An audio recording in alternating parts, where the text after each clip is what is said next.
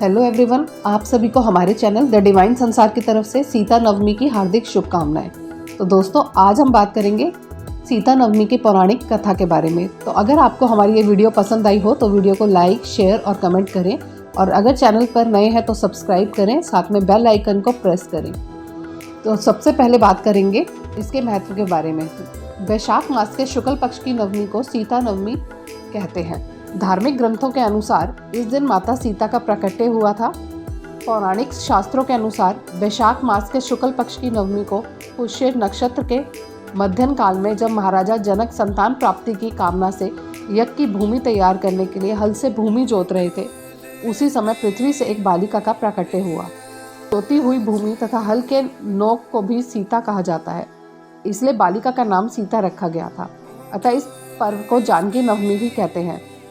इस दिन माता सीता के मंगलमय नाम श्री सीताय नमः और श्री सीता रामाय नमः का उच्चारण करना लाभदायी रहता है।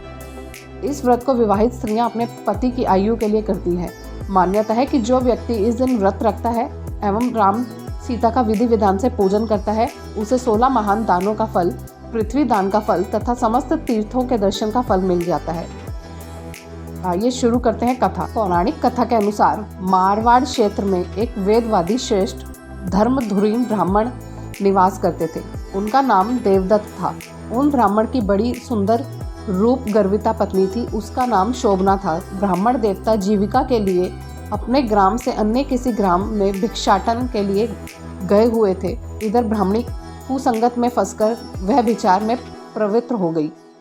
अब तो पूरे गांव में उसके इस निंदित कर्म की चर्चाएं होने लगी, परंतु उस दुष्टा ने गांव ही जलवा दिया।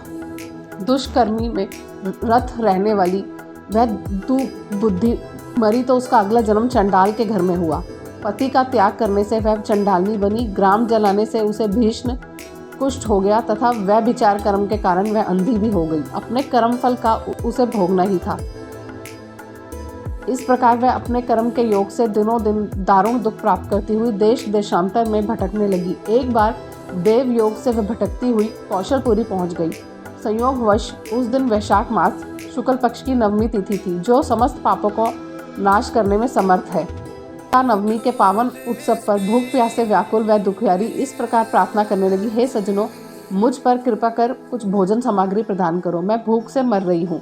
ऐसा कहती हुई वह स्त्री भी कनक भवन के समान बने 1000 पुष्प मंडित स्तंभों से गुजरती हुई उसमें प्रविष्ट हुई।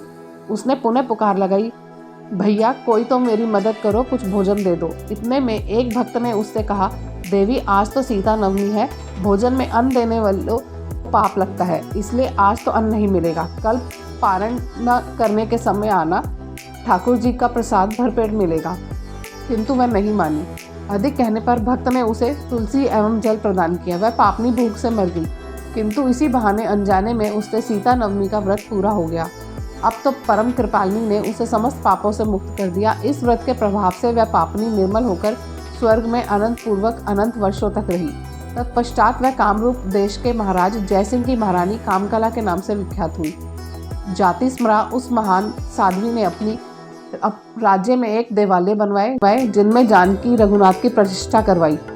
अतः सीता नवमी पर जो श्रद्धालु माता जानकी का पूजन अर्चना करते हैं, उन्हें सभी प्रकार के शुभ सौभाग्य प्राप्त होते हैं। इस दिन जानकी स्तोत्र, रामचंद्राष्टकम, रामचरितमानस आदि का पाठ करने से मनुष्य के सभी कष्ट दूर हो जाते हैं।